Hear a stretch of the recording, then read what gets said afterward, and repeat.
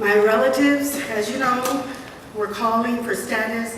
If you are in charge of your family, then you know what that feels like. They're calling and you have no status.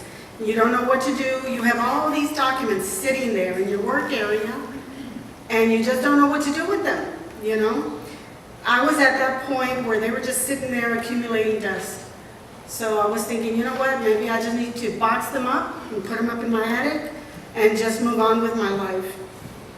So basically I prayed, you know, that's what all of us do. I prayed and I asked for a sign. What am I going to do next? 2 weeks later, Trish calls me and she sends me a publication that had come out in the paper in Starr County. And in there was a bank that was looking for the unknown heirs of the Joaquin Chapa land grant. They wanted 800 and some odd acres. They wanted the mineral rights, all the mineral rights. And I thought that was kind of exciting, but at the same time, I was like, what do I do? Every time I would go see an attorney, and believe me, I've spoken to many attorneys, they would slam the door in your face as soon as they heard the word land grant, because they knew it's a lot of paperwork, it's a lot of research, you know, and they're not going to pay me for all that research, and I just don't have time for it. Well, Trish, again, stepped in and recommended an attorney who agreed to speak with me and my cousins. And so all of this happened, like, I found out about the publication on a Tuesday from Trish. We met with the attorney on a Thursday. They agreed to file an answer for the family to the petition on Friday, and the deadline was the following Monday. So it was like happening really, really quick. To me, that was a sign that it was time to do something. Our family has always been very docile, my grandmother was that way. She was always like, oh, it's okay, you know, we're not going to fight, we're just going to let it go. It's okay, it's okay. At that point, when I saw the doors opening, that's when I said, you know what, we need to stop and we need to fight back. I don't care if it's going to cost money. The point is, we are done just letting them take it all. And so at that point, like I said, we met with the attorney. I didn't know what to expect. We had never been involved in this type of litigation before. So when we met with the attorney, of course, they made no promises. They said, we'll look at your papers, we'll see, you know, what we can do. We're not going to make any promises. We'll follow your answer, all of that, at the court, and then we'll see what happens after that.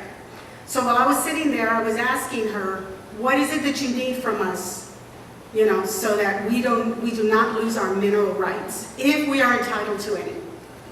She said, well, I need this. And I said, okay. So I had a stack of papers. Here you go. What else do you need? Well, I need this also. Everything she was asking me for, I was putting right there in front of her.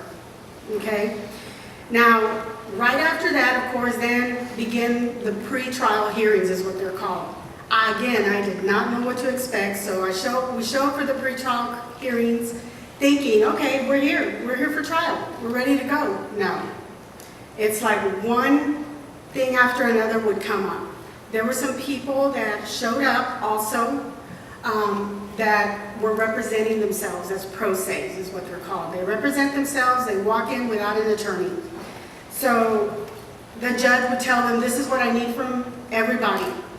They would drag their feet. They did not know what the process was, so they would delay, and the next, 2 or 3 months later, another pretrial hearing. And there we go again, all the way from San Antonio down to the valley. So one of the things that I did want to say is that a chain of title or an abstract of title is very important. You need to be able to prove your lineage, that you connect to the original land grantee. And, through the years of research with my cousins going down to the valley, we were able to get an abstract of title for the Joaquin Chapa land grant. From sovereignty all the way to the 1950s. And then I took over from the 1950s forward, okay, doing all that research. So all it is just like your genealogy family tree that you have that shows this is where Joaquin was, I connect through the daughter or the son all the way down to me. It's the same thing, but you have to do it with land ownership. Like if somebody died, they left a will, okay? They have to put in there who they left everything to. If they died without a will, then it automatically passes to their heirs. Oh, let me just say real quick, I'm not an attorney, so you can't hold it against me. Okay, so anyway, what we did was, again, when we met with the attorney, my cousins and I did not want our attorney to be totally confused with 100, 200 relatives, because then you have to produce birth certificates, death certificates, marriage certificates. So we made a decision that instead of putting all 150, 200 of our family members, we were only going to put one person that the attorney would represent. So as not to confuse the court, not to confuse our attorneys. And then what we, in the background, were going to do is we were going to push her up, so to speak. Okay, financially, whatever was needed, we would help in that way.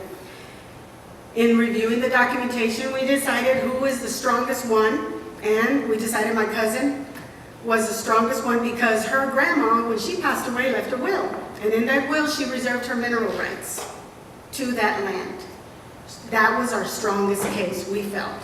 And of course, during all these pretrial hearings, we had to present our evidence to the courts so that they could, review it, and the plaintiffs as well, the other side, could review all our documentation and see if they would object to any of our documentation, which they did not.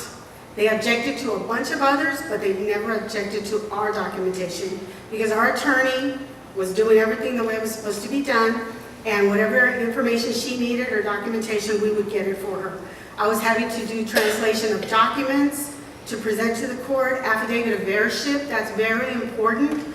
If you connect to a land grant, you can prove it. You need to do an affidavit of heirship and file it at the county clerk's office. So if a landman is ever out there looking, they'll come across your affidavit of heirship and they know that you're entitled, or that, they should come looking for you.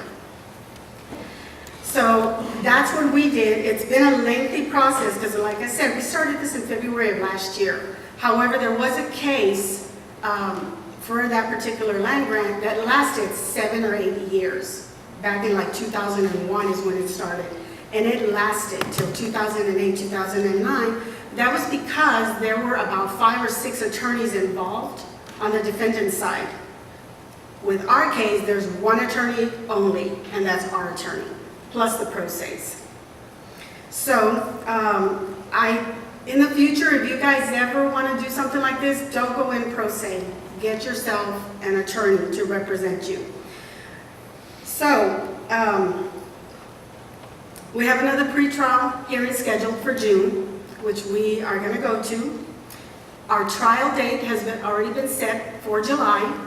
Win or lose, we're going to keep going forward, okay? Because if you lose, of course, you can go ahead and take it to a higher court. But I think we have a good case in that they haven't objected, the other side hasn't objected to our documentation.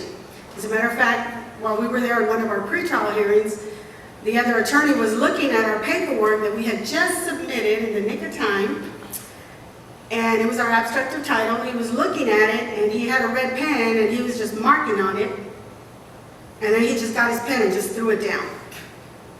He was frustrated because he knew that we connected, that we had all the wills, that we had everything. So I don't know if we're going to win. I don't know if we're going to lose. The point is, we're going to put up a fight. That's the point. And what I do every month is I go into the website for the paper in Starr County.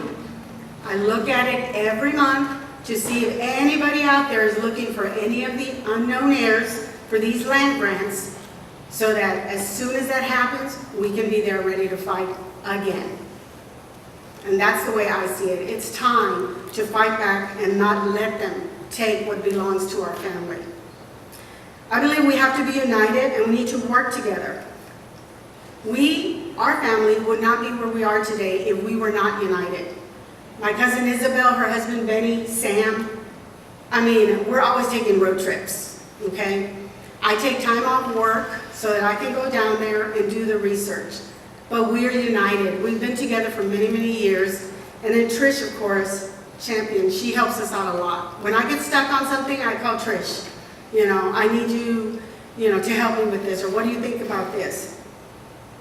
So what I want to say is, in your family, whom is it that your family goes to when they have questions? Who do they look up to? Who knows, what's going on, or who do they turn to?